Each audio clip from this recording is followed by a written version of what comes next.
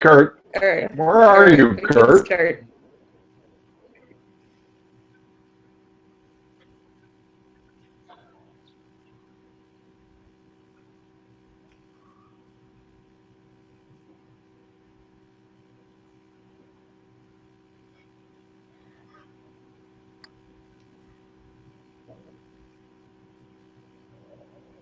Hey, Kurt, are you on here with us? All right. Welcome to a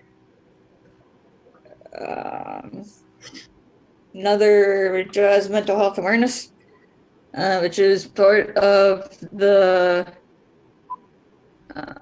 World of Ability Podcast Network. We are without Jen today, but hopefully she will be back next week. But we have a special guest today with Melanie Vakirka. And we're gonna pass over to you, John. Do you have anything you'd like to get started here?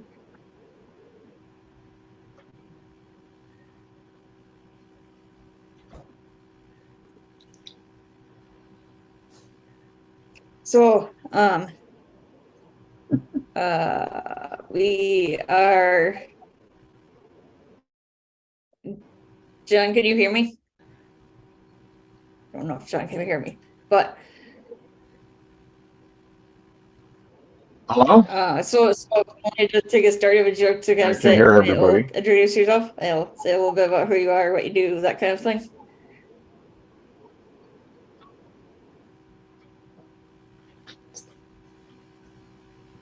So who do you want to start, Emily? So I was wondering if you wanted to kind of introduce yourself. Yeah, yes. Oh, you want me to introduce myself or John? Not me. So my name is Melanie, and I am a mom of 4 kids, a personal trainer for over 33 years. I've been in the health and fitness field for a long time, and about a year ago, I stumbled on it has changed my life and my family, and I'm so excited to be here and for my children to be here and introduce it to other people. I'm John Tarr, and I'm the website and graphic designer for the group. And I come on the podcast, the Christian podcast, which is on after this one. Very cool. So let's get started here. So we are in the mental Anybody health else? awareness I think you're muted, Emily. realm Emily, here. Yeah. unmute Emily. All right, we are in the mental health awareness field today.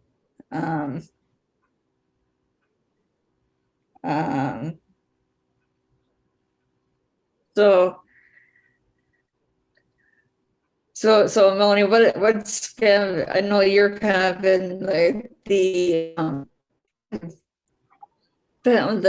health arena as well. Kind of like, what's your kind of experience with the whole like mental health like awareness? Yeah, so mental health in my family has been kind of tricky, and I say tricky because I'm a mom of 4 kids. That can put a lot of stress on your mental health as well. But I have 2 kids with disabilities. About a year and a half ago, my 21-year-old daughter was diagnosed with autism, and I have a 24-year-old son with cerebral palsy. And the reason she took so late to get diagnosed is I was almost in a blinder. I just dealt with it. I just dealt with it because I had a son with cerebral palsy. I just was in the rhythm, knew what to do, didn't really ignore it, but didn't want anything else on my plate at the time. And once she moved on her own is when the mental issues started showing more up, like such as panic attacks and ways that she was not able to cope. And her coping mechanism was no longer there. She was in a new city, a new town with college, and didn't really know how to cope. And then you have the extent of, I have a son who has been bullied by many coaches. and that wears down on you, your mental wellness. I don't understand why coaches have to be so mean. I don't understand why coaches can't just coach and find the kids' strengths and actually build on their strengths and not pry on their weaknesses. And we have a coach right now that's prying on my son's weaknesses and trying to bring him down, and then bring him down, build him back up. But sometimes mental wellness, you can't handle that. And then how do you handle that as a parent too? So our mental wellness has taken such a toll because of things that are out of our control. Like he's going to be 16. You can't just walk on the field anymore and tell the coach what to do. So you have to coach him through the mental wellness as well. So over the last couple of years, we've had some really mental struggles with all 3 of my kids, and it took a toll on myself and my husband. Interesting. I can talk about my mental awareness. When I was born deaf in one ear. And I'm 70 years old, and I was born in 1952. And in the 50s, they didn't really understand a whole lot. So they thought I was retarded. And they took me to a doctor, psychologist, and he interviewed me, and he came back to my parents and said, "This kid's not retarded. You can't hear him. You take him and get him a hearing test." And that's what they did. And they found out I was deaf in one ear. So I kind of came out of that in my psyche that I was retarded. Okay, so it took a long time, and my family even considered me as retarded also. So it was like my whole life I had to prove that I was not retarded, that I could do things like normal people. Anyways, I have a physical disability right now. Um, I had a hip replacement that became infected, and I went through 10 operations fighting the infection because they almost killed me first, and then they almost had to cut my leg off. So I went through all these things, and going through that, I have that physical disability, but it has also caused some really heavy-duty depression in my life. So I think I've always dealt with a low-grade depression through all my life, but this became a real battle, and there were times that life seemed very gray, and then other times black. So it was hard to really engage in a lot of things. And as a result, my wife and I became divorced. We got divorced. But a couple of years ago, we remarried each other again. So there's a lot of things that I went through in 12-step and 12-step program, trying to understand and pull back the onion in my life to try to figure out. And I found out in that 12-step program in Ahwatukee, Arizona, that I'm not alone. A lot of men suffer from the very things that I do. But now, as I got on this program, I find a lot of people, women also, are dealing with this. So disability, and that's why Jennifer and I get along so well, and we have all these long conversations about it, because she suffers from physical and mental disabilities also. It's going to be Melanie, it's going to be very interesting to hear how you deal with these 2 different children, and what you have to do for them to make them a positive role model, or a positive thing in our lives, and also you. Because I know when I went through a lot of this stuff, my wife is my caregiver. So what kind of a toll does this take on you as a caregiver for these children? So this is going to be very interesting, and I want to hear all about it. Mm-hmm. So the toll that it takes on me is, in the beginning, always never put myself first. It was always putting them first. It was always putting what they needed, always trying to stay positive for them. And I have a disability as well, so I knew how to fight for them. And the school, I have learning disability, reading comprehension, and dyslexia, so I still read at a 6th grade level. So I knew that some stuff was going on, and I knew how to handle it in the school and how to fight for them in the school. Social aspect of it, I didn't know as well, and that's when the social aspect of it took a hold of me. Like, I remember my son with cerebral palsy. We put him in every sport. We never told him no. But there was one time when the coach said to him, "I'm going to put you in this game because you'll be no good to us in the championship." How do you talk a kid through that? That's the coach's problem, not his, right? So how do you talk him through? Why was my daughter always not having friends, and she would aggressively fight for what she thought was right, whether she was right or wrong. And I just thought it was her and her personality at the time. She's real spunky. She jumped around. Little did I know that was part of her autism. That was part of who she was.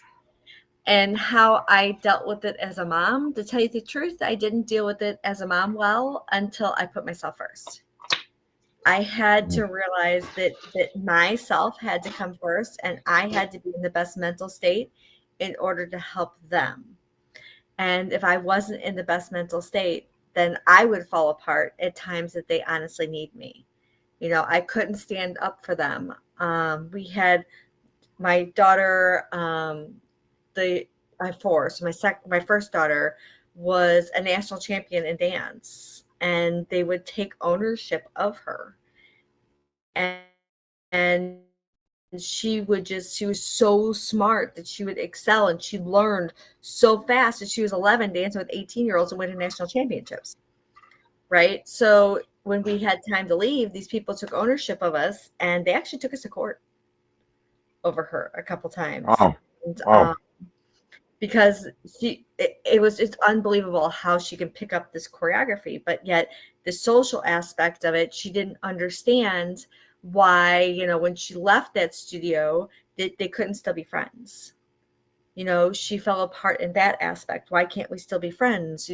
It's not, I'm not doing something to them. I'm trying to better what I'm doing, because I want to do this as a career. So going back to how I handled it, I didn't handle it well at all. I didn't handle it well at all. I didn't understand why I was having, rages. Like, I don't cry. I'm not really a crier. I'm one of those people that I would rage. I would get mad. I would get defensive. I would get angry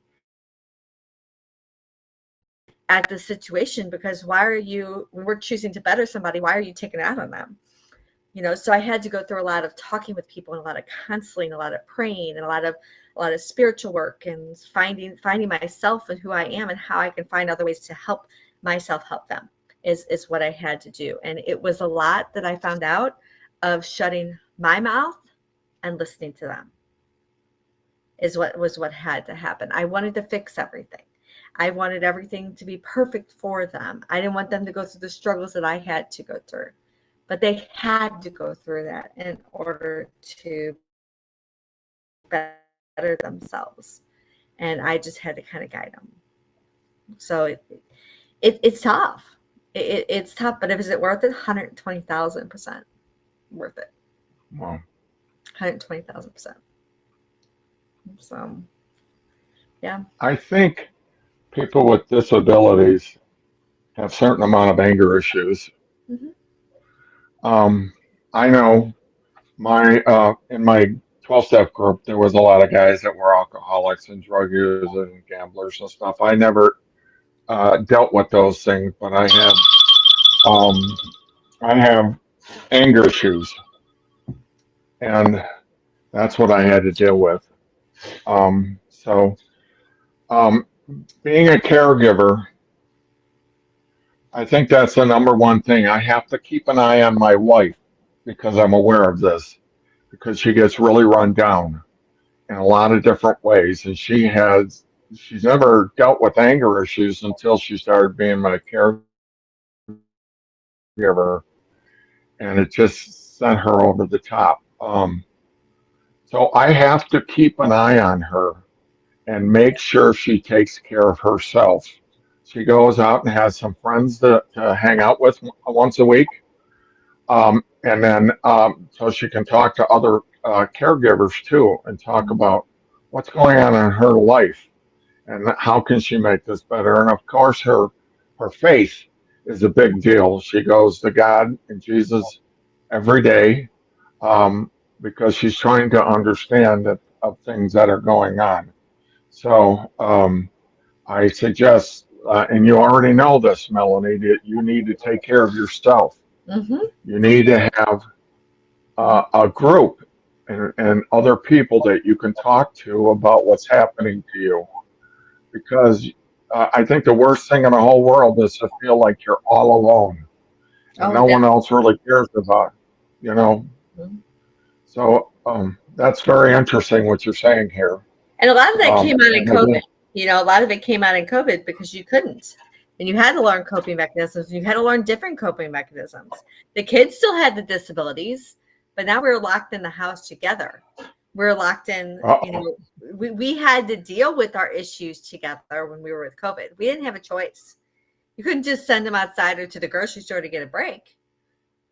So during COVID, we were forced to deal with some of the issues that came up. And I mean, it ended up at one point that my daughter and I didn't talk for a few months. But that's what was needed. It was actually needed that way because she needed to find herself and her way, not the way that I wanted her to be. So she had to find her way. We still guided, but she had to find her way. And the only way I could do that was by pulling back. I had to pull back and give her the freedom to move up. you know what? It's interesting about COVID. I've been reading a lot about it, and were some good things, but there was a lot of bad things, especially children going to school. And they have found that the kids have receded and are not learning on the pace before COVID like they had been. So they're trying to figure out how all this is functioning and not having that relationship by going to school. But yours is interesting. Yours is actually a positive. So there are those out there too. So COVID is a very strange thing on many levels, not just how it isolated a lot of people, especially children.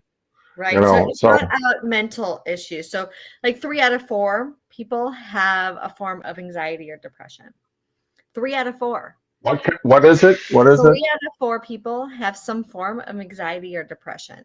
So, you know, we can talk about that, but that's kind of, you know, COVID is kind of in the past, and we have to deal with the issues that are brought up now, because even before that, we had issues with mental health, right? And that just something that was brought out. So we can look at it as a positive aspect, as of now we have to deal with it. And now we can deal with it and it's not put in the closet, or we can look at it as a negative and say, oh my gosh, we have, you know, this is something bad that we're all dealing with. But now at least it gave us an avenue to talk about it and to be able to be positive about it and to find different avenues and to help each other and not be so ashamed of having anxiety and not being so ashamed of having, you know, being depressed for that day, you know, oh, honey, it's okay. You'll get over it. Well, no, you know, it's not always that easy. It's just patting somebody on the back and saying that you'll get over it. It sometimes takes a village to help somebody get over it. Right. And I think that by the positive light of it is that it was brought to the forefront that we do have mental wellness issues. We do have to be aware of different things. We have to be aware of each other, and we have to be respectful of each other. So such as if you're in the grocery store and you see a child with autism that is having a mental breakdown, ask the parents if they need help. Don't just stare at them. Don't pull out your phone and videotape what is going on. You know, they might have other children that you might be able to help with that are with them at the time where they're having that mental breakdown. So it's a great opportunity to help each other rather than hurting each other. And that's a great aspect that was brought out. I think that's a good point that you just made. If you're in a store and you see a mother that's having a problem like that and has a couple kids, and you never think about doing that. You never think that to do that. You don't want to get in the middle of something, you know. But sometimes that mother might be having a breakdown and she can't deal with it. I know my wife works You're at just distracting the kids. Like you're distracting them. You know, you're making she has one less thing to help with. You don't walk away with them and, you know, you just, you know, talk with the other kids. Just take some pressure off. Yeah, my wife works at Hobby Lobby, and she works in the fabric department part time. But she tells me sometimes of children with their mother having a breakdown, and at times she's gotten angry about it because it's disturbing what's going on. But then I said, you know, you don't know what's happening with this mother, and I said, have a little patience for her. And then she kind of looks at me sheepishly and then says, yeah, you're right. Sometimes we're into our own tunnel vision and we don't want to interfere in anybody else's life. But sometimes people need help. Yeah. And the mere fact that you even offer it is a big deal, too. So thank you for bringing that up, Melody. Thank you. They can always have the choice of saying no. And you have to respect that, too. Yep. Very the only, I agree. it's here. Very only comments for you for the last since you came on a few minutes ago. No, I got nothing. Not just kidding. Just Kurt kidding. always has something to say. Just kind of loosen this up a little bit. Boy, we're getting pretty serious in here. So, you know, we got have a little comic relief here to make it through the times. So Melanie, we're gonna put you on the spot a little bit. We're gonna ask you the Special K question of the day. Folks who follow these shows regularly, you know this where you're at with it. Most people with a discussion like this don't know the answer. But what is the greatest healthcare crisis known to humankind? What is the greatest healthcare crisis? Or what is the thing that is the greatest derivative of the work that people do in healthcare? Like, where is it all coming from? Lack of compassion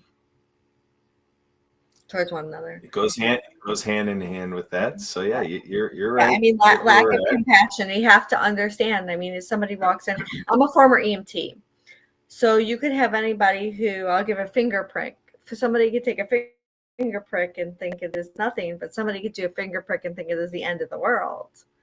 But you know that you don't know what they've been through. So compassion is something that's gone down the tubes because the workers have been through a lot.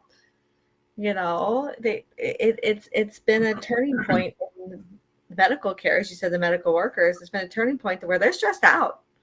So we need compassion on both sides. So what, you wait a little bit longer. So what if you compassion. Yeah. So a little bit more directly where the root circumstances is from is social isolation. Mm-hmm. So that's the determination, is that if you look at the issue around the world of social isolation, and then you look at how that isolation brings on different physiological and psychological and physiological, that whole science of what it does to us to be in that social isolation.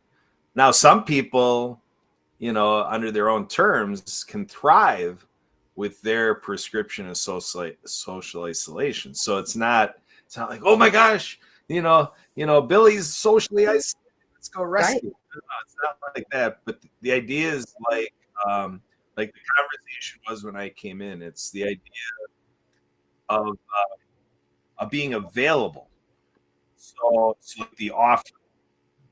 So that's the important part, is to ask and to be ready, available. So that takes the compassion element that that you're talking about. We have a Compassionate Citizens podcast that we do with Jennifer and so forth, and so yeah, it's all integral to this. We have a friend, Norland, who talks about beloved communities, and a lot of people talk about the idea of neighboring is in a different place these days. It's not like it was back in the 50s or 60s, stuff like that. So to me, this is the important part. And like when we say we offer, our, like we lend an ear, if we offer that, if that's helpful, the idea is in agency work, they talk about self-determination. So I think that's kind of the buzzword for professionals, is self-determination. So that kind of steers a professional to refrain a little bit from trying to be, I've got my doctorate and I know exactly what you need to do, that type of thing. There's a lot to that as a resource, Right? But then it takes that active involvement by the one who is leaning on you, for the resource that you are. So it's been an interesting contemplation for me in the years past, to learn how that all gets navigated in this social work, social mission. And speaking of compassion, Emily, did you kick John out of the meeting, or did he leave, or what happened? No, Is John because I know you just started okay? talking and he left, or he turned off his camera. Let me. Yeah, he did. All of a sudden the camera went off. I was like, okay. He's still. Oh, so he's still connected. He just has his video off. All right. Wow. All right. Well, I just want to make sure everything's okay. Because actually, with the Happy Neighborhood Project, we were in a meeting where it ended up being all okay, but it was an experience of trying to be sure of, what was going on. We had somebody that during an event on Zoom event, participating in the Zoom event, everybody leaves, and we see one of our friends is just sitting there, basically taking a rest, on, at the desk, and just not responding to our, call out to say, hey, are you okay? And whatever. So we reached out to the authorities and this, that, and the other thing. And after about 20 minutes of taking all these precautionary steps, all of a sudden our friend kind of came to, and apparently it's a part of, pre-existing condition or whatever, Okay. So I don't know exactly what it was, but it was an assurance that it wasn't the first time that happened, and it's something that our friend needs to deal with, and it's just kind of there. But you just never know. So like with John disappearing, I'm like, ooh, am I in another one? I brought something back where you're like, wait a minute here. Yeah. So the idea of being of sound mind, to make sure we're in being an EMT, we were taught the critical thinking process and the idea of pertinent negatives.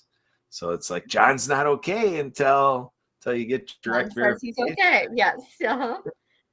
Speaking of that, have you tried getting the regular CPR? It's so different. Yeah, the CPR. Oh yeah, when I The first CPR is learned it, so it was a different. lot of rescue breathing, and now they're all about the chest compressions. Yep. So it's like, get ready for a workout, folks. Yeah, chest pushing.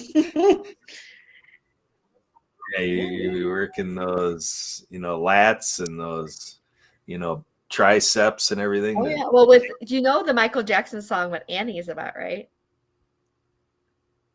Apparently CPR. I mean, Well, no, Annie, are you okay? Are you okay? yeah, right. It's actually about that. Remember the I hate saying it, but the dummy. That's what it was. It was. Yeah. Annie, are you okay? Are you okay? Yep. Yeah, you gotta rub the sternum. Don't do that anymore. What's that? Don't do that anymore. I was so bitter last time I went. It was kind of funny because I had ALS and I went to regular CPR, and yeah, it was talking about had to have compassion for the instructor. I was like, I could teach this whole thing. So you're saying they're bypassing the whole. Well, probably what they're thinking. You start thumping on their chest. If there's something where they're going to wake up, and you start, doing chest compressions. If they can come to, they're gonna. You don't have to worry about doing that. Can you imagine? I'd be like, whoa, okay, I'm going home. Yeah, right. Talking about mental health. Somebody did that to me when I was doing CPR. I have a whole mental health issue. Yeah, all I know is if I needed help and then I came to with John over me, ready to do chest compressions, I'd be like, okay, all right. No need for drugs. That got me going. See, John turned his camera back on. We have John back. Yeah, I was like, what are you guys talking about? Sounds like, what am I getting myself into?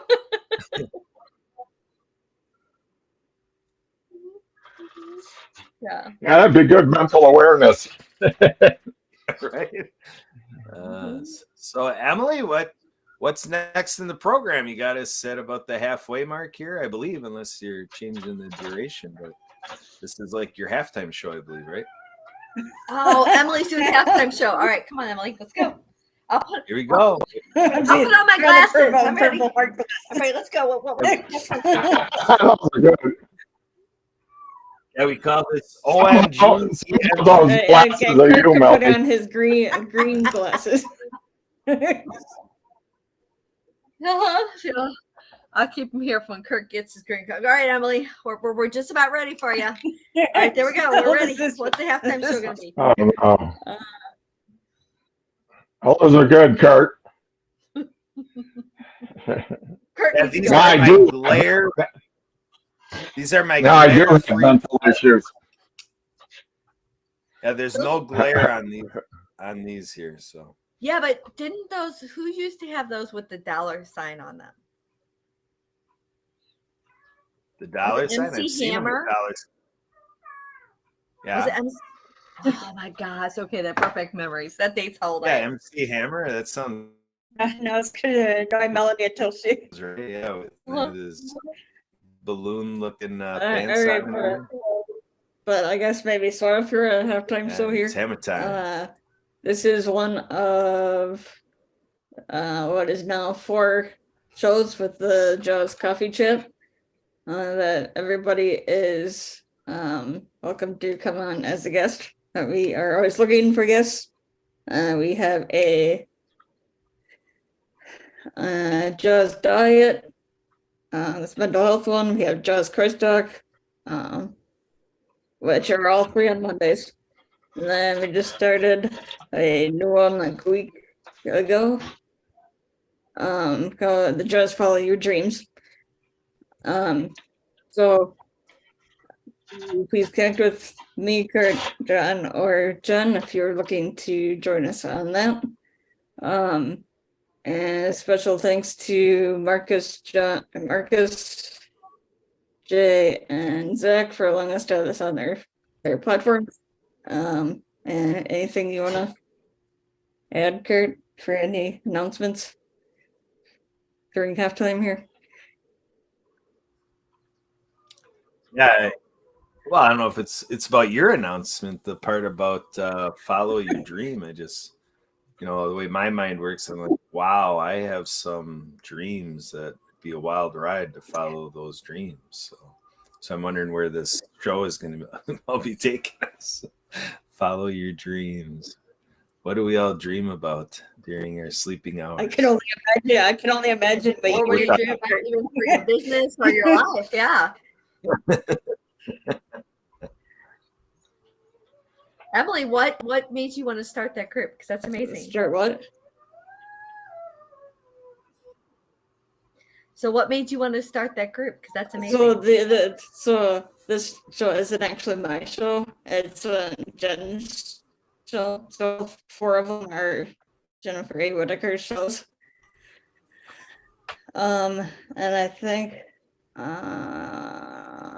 had something to do. I think. Well, I'm not exactly totally sure her whole reason, but it's her partnering with a friend of hers, and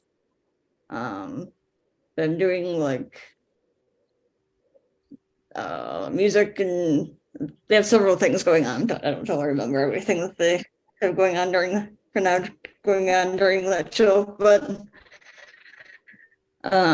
it's on Friday afternoons.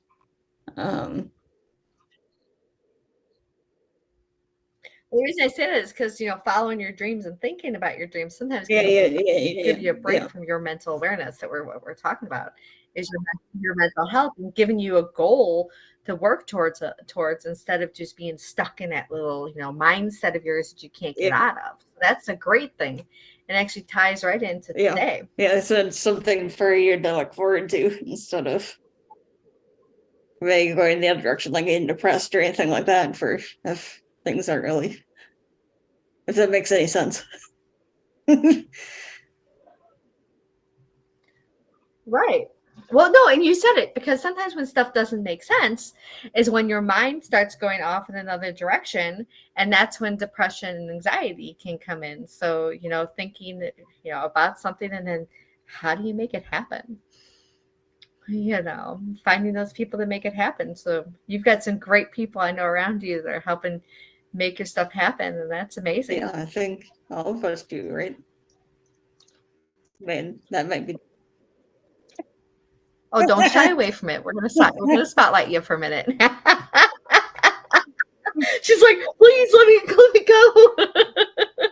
But you're doing great, Emily. I mean, a lot of people who have autism like you do, shy away from things. And I'm seeing you right now just go full force ahead at it.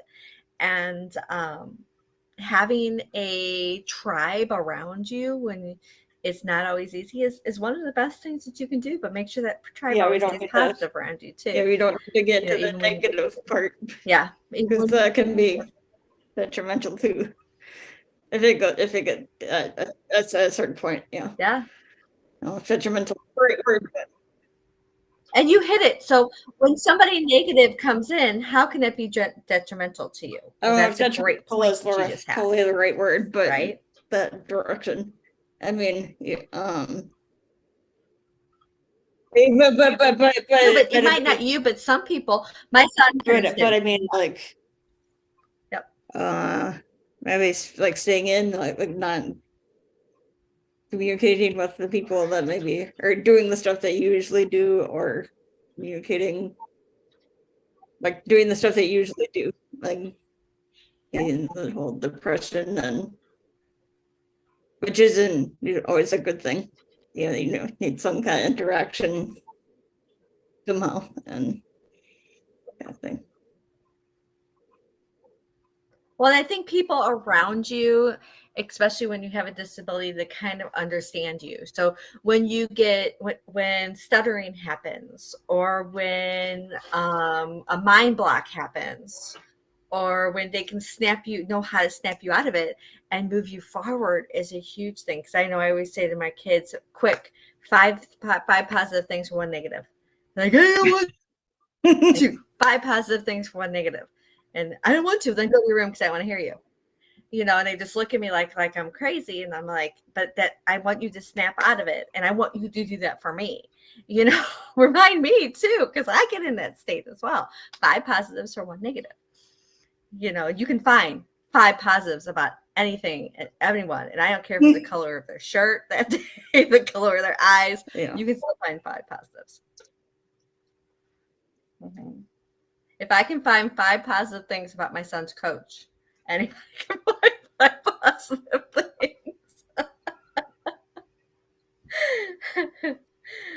So yeah. We'll look on the bright side of things. Mm-hmm.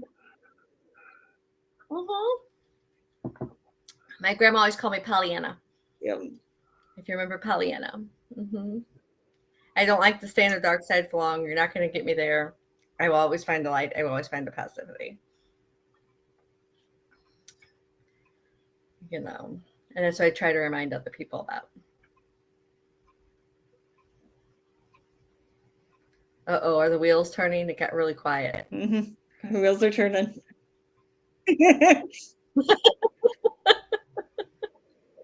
Are you trying to find 5 positive things about me? Possibly. She's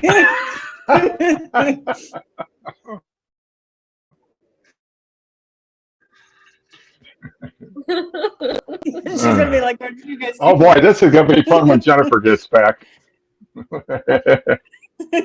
She's gonna be like, "Oh my goodness!" She's what you gonna be guys like, talking about?"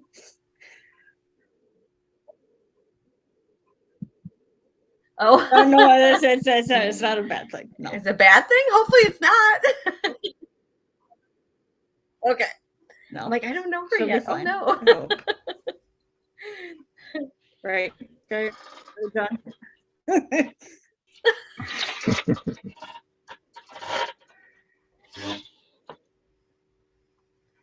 All right. So mental wellness, mental health, right? That's what we're here to talk. What we're here to talk a little bit more about. Maybe a trigger of each of us, something that like triggers us, and then something that pulls us back. Well, while we're noodling that, maybe we can make sure to come back to it because it is a good prompt. But as you guys are all talking, I was thinking of this dynamic in life with might say our elders, like elderly couples, where there's this dynamic in life where you have a married couple, they've been married for 40, 50, 60 years, 70, whatever, however long they've enjoyed marriage. And then, one of them passes on first. I think this ties into mental health awareness because it's amazing, what the grieving process and the social isolation to have, a companion there day by day, and then like cold turkey, like Yeah, especially if it's all of a sudden you don't have that companionship. It's just it's quite a life observation to see how the death of a spouse seems to be a contributing factor to earlier onset of passing on for the surviving spouse. So I just feel that there's awareness there that when, and I'm sure the same effect happens if a spouse passes on, might say prematurely or earlier in life, midlife, because people are passing on, spouses are passing on at all different ages in life, but it just seems more significant, at least in my observations. Maybe it's just my particular journey, but and I think that in today's age, I just feel like, again, around me anyway, I feel like this idea of the social dynamic, like within a family or within 4 people who are elderly, senior citizens or 70, 80-year-olds and so forth. I just think we're in such a busy society. It's like a double whammy. First of all that hasteful, busy life, jamming so much into our calendars and, all that instant gratification, entertainment centers and so forth. I think the digital world and otherwise has drawn us away from, just going over by a senior citizen and, visiting with them and so forth. So I don't know what everybody else's observations are, but it seems like it's a trend that I think I'm picking up on. Unless it's happening just not around me, I don't know. Yeah, broken heart syndrome. Is that kind of what you're talking about? Sounds right. Yeah. Yeah. I think it depends on the person too, because I have one person right now that they just want to be left alone because they don't really know how. And how do you be there? You know what I mean? How do you be there for somebody who just kind of wants to be left alone? I have a hard time going to nursing homes, like you said. I have a hard time because I want to spend time with every single one of them. Because I wouldn't do that to one of my sibling, not sibling. Well, it could be siblings, right? It could be anybody. But yeah, it's not something I want to come think about even now. Yeah, I've got two things to say about that. I was in a nursing home when I was going through my hip operations and all kinds of things. And nursing homes are a scary place. It scared me to death because I would hear all these older people crying at night, because they had lost all their friends and family. And here's another observation. I was actually in India. Uh, Part of my operation thing was in New Delhi, India, that I went to. And I found out that family structures are very different there than they are here. And because they are so poor, they have to rely on family, and family, sometimes third and fourth generations live together. And they a lot of times didn't eat dinner until 10 or 11 o'clock because the breadwinner wasn't getting home until that time. So they wanted to make sure that they ate all together, and they would eat very late. But their older people, um, nursing homes are almost unheard of in India because they do all the recovery and they take care of their old people, four generations living under not only one house, but like a compound where there's a number of houses in the compound. So they all live in there and they all share dinners together. So it's very different. Their older people are not left alone like they are in this country. So a lot of people in our country actually are scared of the retirement years. And if they lose, like Kurt was talking about, they lose their partner, they're all alone. And a lot of times they got to go into a nursing home or they live all by themselves. And I know my mom lived in Minnesota and I lived in Arizona, but she got very lonely. And as time she lived, she died 2 days before her 90th birthday. But and we were talking about getting her to move in with us. But I know she was very lonely near the end because all her friends had died, and we tried to keep up with her as much as possible. But um, our structure here in the United States in dealing with old people is, in my estimation, is really wrong.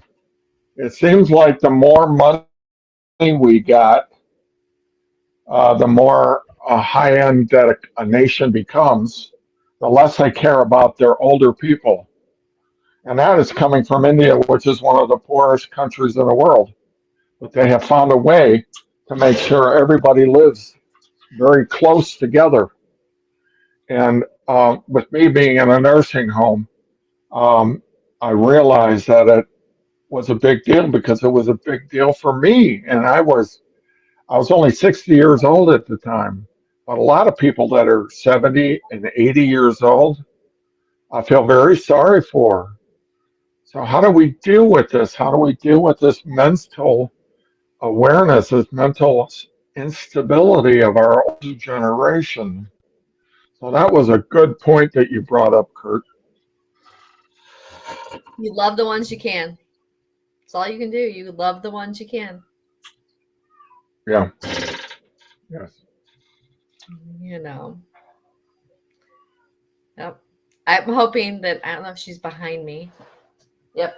The one of the dogs right there, the white one. I'm hoping in a couple months I get her trained to take into nursing homes because she likes to cuddle.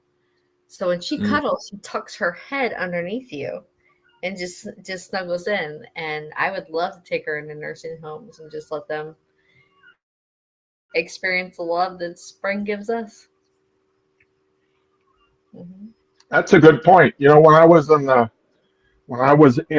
nursing home, a friend of mine brought his wiener dog into the nursing home to visit with me, and they loved that. And he was only going to come and visit with me for about 25 minutes, but he ended up being there for 4 hours because he went from room to room with that dog.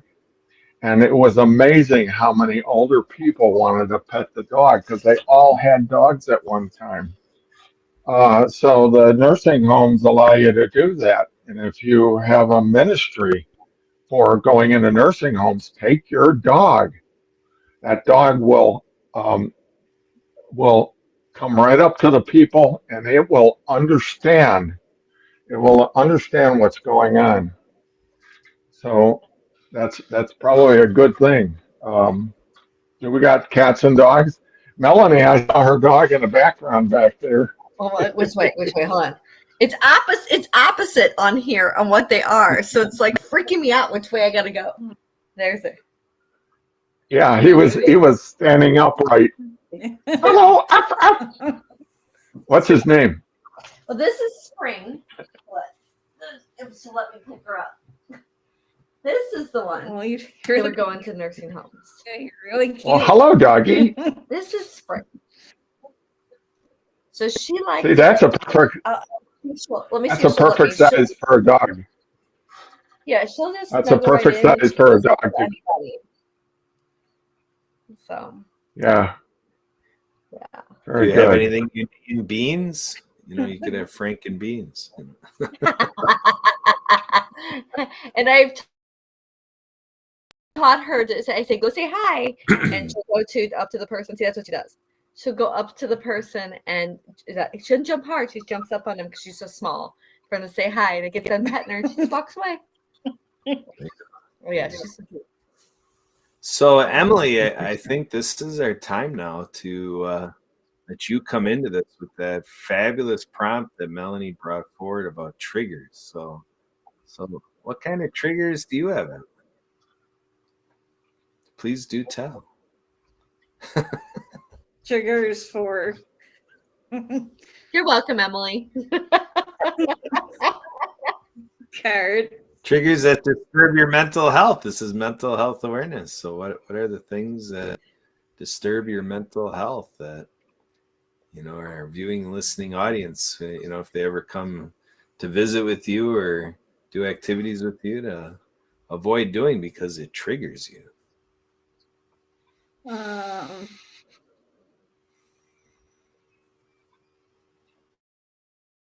I don't think, I think this might be for everybody, but not. Always, when they did get yelled at for something, it's not a good thing either.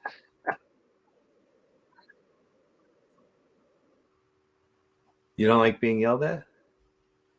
So that triggers you? So then what, you yell back? Makes your temper go if you're yelled at, or how is it a trigger? I think you know of it a little bit, Kurt. I do. But I think other people, I understand what Cole's saying. So other people need to hear it because they might relate to you. So does it make you retreat? Does it make you yell Well, back? Does it make you feel sad? That's because other people, trust me, yeah.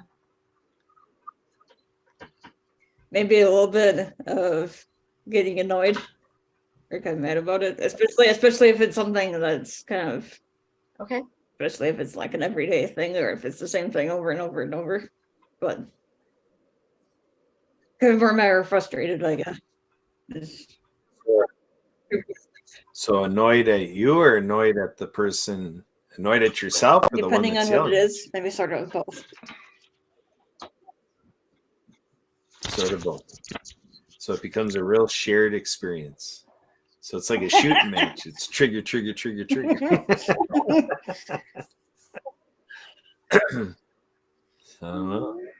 So John, how about you? What are some triggers for you? I don't have any triggers. I'm pretty okay. You're chill, huh? You're chilling like a villain. No, that's BS. Yeah, I think my wife triggers me. How's that? Whoa! You might be in the doghouse after that one. Oh. Well, it's really true because I don't really go a whole lot of places. I work out of my home unless I'm with my kids. So my wife and I are together a lot. So I think because of my lack of hearing sometimes that triggers me, because I got to ask or say what, because I'm losing. I'm not only deaf in one ear, but I'm losing my hearing in the good ear. So like right now, I can hear real well, but I got a Bluetooth in there. And then sometimes on some of our podcasts or Zoom or Google Meets, I have the caption, and that really helps me to understand what's going on. But I get triggered. I guess when I don't have enough sleep, I get triggered when I'm real hungry. Things like that. So, and my wife is the same way. So when she gets real impatient with me, especially with my hearing, we both asked, when was the last time you ate? When did you eat something? And then it kind of calms us both down and realizes we're both having a problem and we're not being patient with each other. In the past, I had suffered from a lot of anger issues throughout my life, and especially the way I was brought up in my family. Um, I hate to say this like this, but I was brought up in a German Catholic family, and I was verbally abused on both ends. Our family, not physically, but it was verbally abused. I had two older sisters and a younger brother. And then when I went to school, I went to a Catholic grade school, and I was abused in the Catholic grade school. You gotta remember, this is the 1950s. So I was a tough kid anyway. So they would beat the crap out of me with paddles and stuff like that. In fact, it got so hard that one nun would have to go into two other rooms and ask a couple other nuns for help, and they would have to corner me in a corner to be able to access and beat me. Anyways, so and I when I say this kind of stuff in a Catholic church, I hear that, and especially in that day and age, that was a common thing. Nuns were never meant to be teachers, and they had a lack of understanding or patience for tough kids. Um, so, and I was a tough kid, and I remember one time they took my desk and my seat and put it up at the front of the room, right next to the teacher, and there was another kid next to me, and he asked to go to the bathroom a couple times, and she refused to let him go, and he ended up taking a pee in his pants right there, and all the rest of the kids saw it, and they laughed at him. And that scarred me. It didn't happen to me, but that scarred me. That scared the crap out of me too. So you know what, I don't want to center on the Catholic Church, because there's a lot of Protestant churches that have done the same thing, and Jewish churches and those kind of things have done it also. It's like the Catholic Church, when it's had all these sexual abuses that have been going on. I'm sure everybody's heard about them in the news, but it's happened all across the board. So if the kid didn't have a disability then, after that, he would have anxiety attacks, So I didn't mean to go off on a tangent right there, but this is something I've suffered for, and many people have suffered from it. So, and I was an atheist. Melanie, I was an atheist till I was 30 years old. And then I became a Christian. But it was because of those things that occurred in the Catholic Church that made me become an atheist in the first place. Because I always would think, if these people that say they are people of God, how could they treat children like this? But God found a way to get back to me, and he used some really tough stuff. So it took tough stuff to drive me away, but it took tough stuff to bring me back. God is amazing. what he does. So it's been almost 40 years now, and I'm glad he came back for me. And in the process, he found my wife and my children and all my grandchildren. So our whole family is godly people now. Nice. Nice. So my trigger is negative people. I can't. When you can't find the positive in a situation, no matter how negative it is, it triggers me. And John, I was one that in first grade, Catholic school, the teacher told me I couldn't go to the bathroom, and I peed in my pants in first grade. So I was one that did that.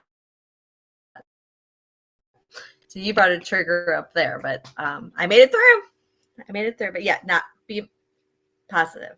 Yeah, find the positive. Yep. You know, things that we go through in our life, some very hard things, um, they don't happen to us if we believe in God. They don't happen to us for nothing, for no reason.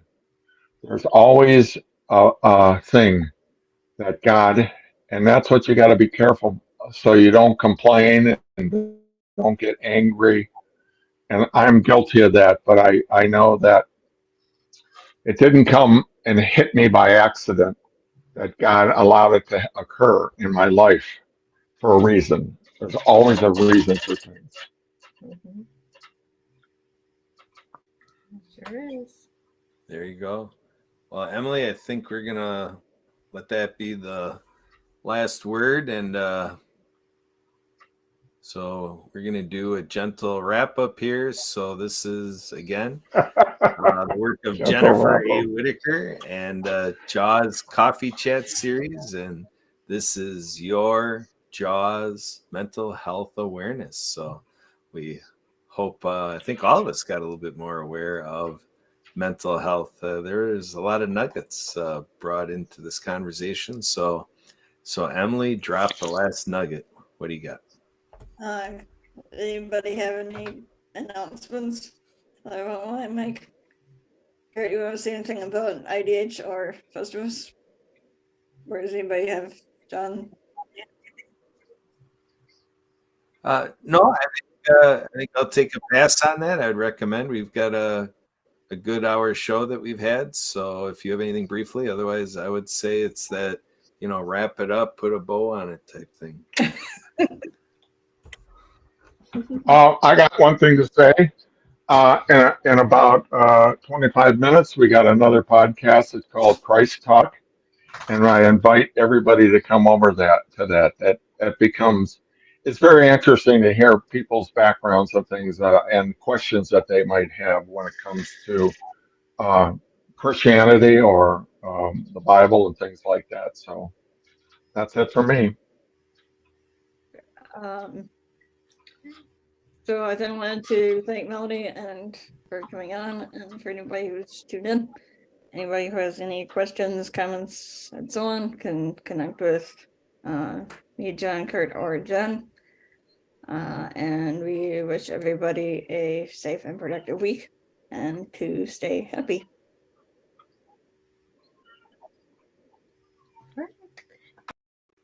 See you again, Melanie. Yes, until next time. Yes. All right. We're counting on it. Bye-bye. Goodbye. Bye. Okay. I'll see you later. Off to take my kid to soccer. All right. Bye. Thank Good. you. You bet. That was weird. Weird. How is that weird? My sound thing was beginning.